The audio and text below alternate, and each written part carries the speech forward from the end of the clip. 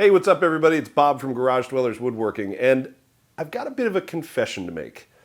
If you watch the Nora End Table Build series, which if you haven't, and hopefully you have, we'll put a link right up here to those videos, it looked like everything went pretty smoothly, and I gotta say, for the most part, it did. However, there was one little mistake that I did not show you guys because, well, I wanted to make this video. So let me play you a short clip, see if you can spot the problem. And just make sure that my mortises all line up the way they're supposed to. Did you pick it up? Let's go in a little bit closer. Check out the lines. What I wound up doing, this was an inch. I had to draw the angle. Yep, that's right. I misplaced a mortise with the Domino by about an inch. I wound up,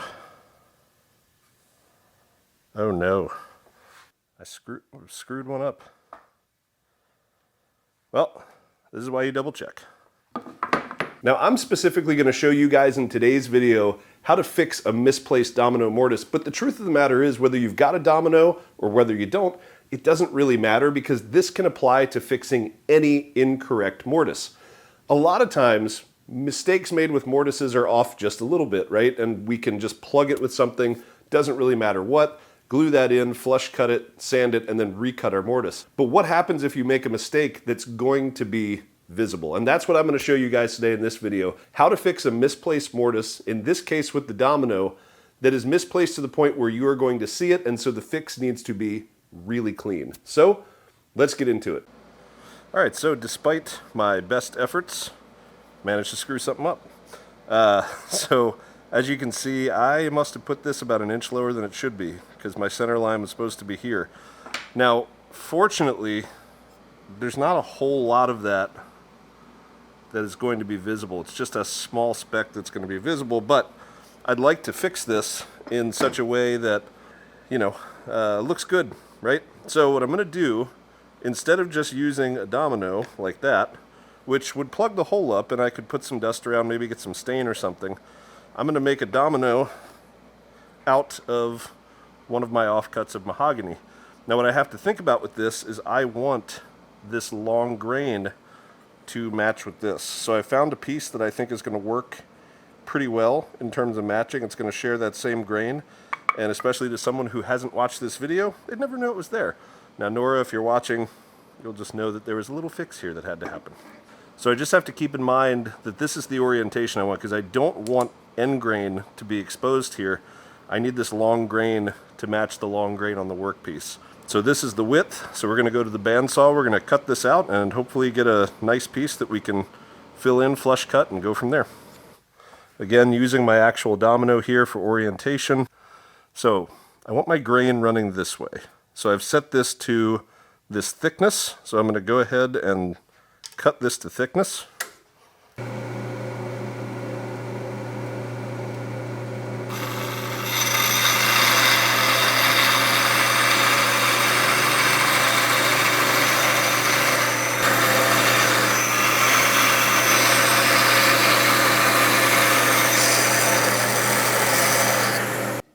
So now I've got the thickness of the Domino going in the correct grain direction.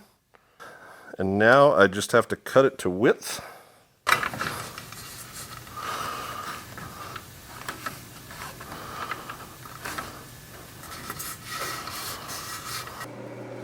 Get my smooth side here up against the fence. And I can use these as push sticks to support my piece.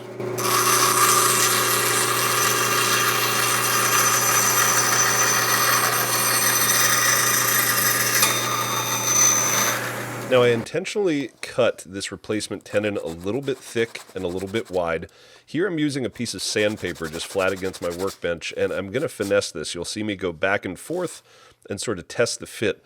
I want this to be a very tight fit, and I want it to be wedged a little bit. So I want it to be a little looser at the bottom as I insert it, but then as it gets inserted, I want it to be tighter because I really want those lines to be crisp. Once I have actually gotten the thickness the way that I want it, I go ahead and grab a block plane to try to recreate the roundover that you see on a Domino, and I acknowledge this may not be the safest thing in the world. I don't know if this is the safest thing in the world. It's almost like I planned that. Anyways, I'm trying to get this as perfect as possible because, again, we really want to minimize the amount of gaps that we have between the tenon that I'm creating and this mortise pocket. And I'm really focusing on the bottom or the lower portion that's down towards the bottom of the leg because that's going to be the portion that is visible when I put the rail in ultimately. I think that's going to be really good. This part's going to be covered up. This part's close. Next, we're going to need a little bit of sawdust.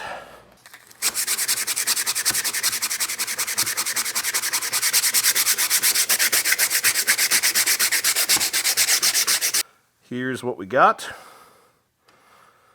Nice little pile of Cheeto sand for our mahogany here.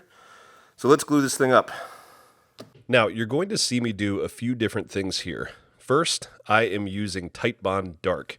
This is a dark version of Titebond that you can use with different types of dark wood. I use it with walnut quite a bit, and obviously with mahogany, being a dark wood. This is going to hopefully help with minimizing any visible glue line that you might see. The other thing that you're going to see me do is put a lot of glue both in the mortise and on the tenon. This is one of those cases where I actually really want a bunch of glue squeeze out. In just a minute, what I'm going to do here is flush cut this tenon, and when I do that, I'm going to do it while the glue is still wet, while there's still glue squeeze out there, again with hopes that some of that sawdust from cutting that tenon is going to get into that glue line and make it less visible. So as I'm cutting this, that's jamming a little bit of sawdust in with the wet glue here. We're going to take some more of our sawdust and just give it a little Salt Bae sprinkle there and rub it in. Going to let that dry. We will sand it up, see how it looks. And now we are at the final steps here. The first thing that I'm going to do is use my block plane just to get as close down to flush as I possibly can. You don't want to put the sander on here and start tilting it on edge, just because I don't want to create any flat spots. Again, this is something that has to interface with a rail, and so I don't want to create low spots or dips that are going to show when I put the rail on. Finally, we're going to take a finish sander here and just sand over, make sure we get the rest of that glue out, and I think the final result turned out really well.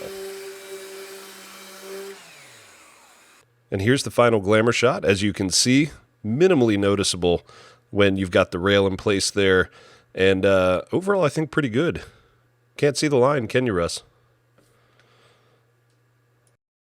All right, guys, well, that's going to do it for today's video. I hope that you picked up some tips and tricks that help you if you put a mortise in the wrong spot. Now, if you like this video, I would love it if you would subscribe to the channel, hit that notification button so you know when I've got future videos coming out. Also, check the links down in the description below.